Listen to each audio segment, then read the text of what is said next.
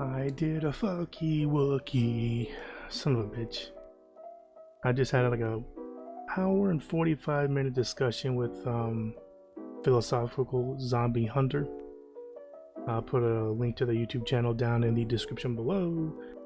The main thing, the big thing that we talked about was the issue of like private property rights and the nature of that and the enforcement of those rights, and also the idea of involuntarily initiating force in somebody to do something that you want, even though they may not agree to it or they don't agree to it, that sort of thing. Anyway, we talked about that for a good hour, at least an hour. Other things we talked about, no, 45 minutes. The social programs, his description of me being more like a libertarian, socialist, lefty libertarian. I know many out there in the economic right community are going to go, oh my god, what is that even? And that's understandable, right? But it's not like Google search is a thing and people figure it out. So I suppose people think like libertarian, like right libertarianism and left-wing sort of Stalinism or some shit like that, and think, how can those mix? And the thing is, those two terms don't always have to mean what people usually think they mean. But anyway, so anyway, we had this discussion, and they just came to a point where my whole point, my whole thesis, as it were, is that if what anarcho-capitalists and minarchists and objectivists typically categorically advocate for, and other people that advocate for this as well, but typically categorically them advocate for the idea that initiating involuntary force on someone to make them do something that they don't want to do is immoral, is a thing that should not happen.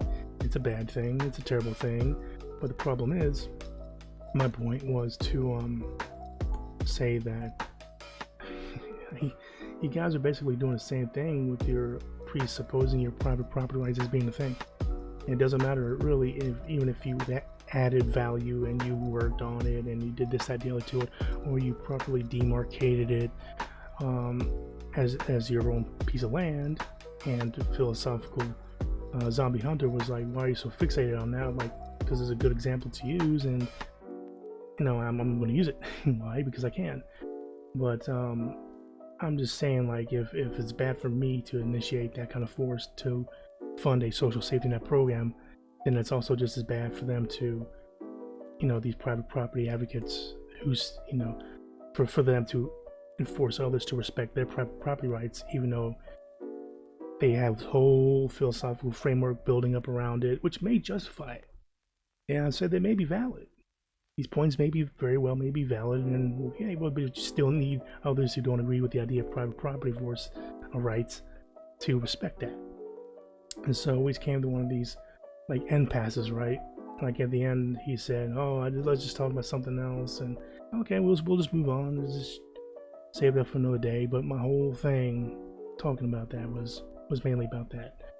The other things we talked about were like economic democracy, workplace democracy, co-determination, universal basic income, and you know, we overall had a pretty reasonable conversation. Nobody really yelled at anybody. And he was a pretty cool dude to talk to. So again, I want to thank Philosophical Zombie Hunter for coming on, and I'm really sorry about the fuck up, because in my OBS I had it where it was recording my voice, but through Discord it wasn't, the desktop audio wasn't picking up, because I had on the settings in OBS for desktop audio set to something else, and because of that you can hear me talk throughout the conversation, but you couldn't hear nothing of what Philosophical Zombie Hunter said. So again, Zombie Hunter, I'm really sorry about that. It was good talking to you, and hopefully we can possibly do something like this again in the future. And I'll leave your info down. Again, I'll leave your info down below in the comment section. People can check out your content on your channel, and I'll see you all around.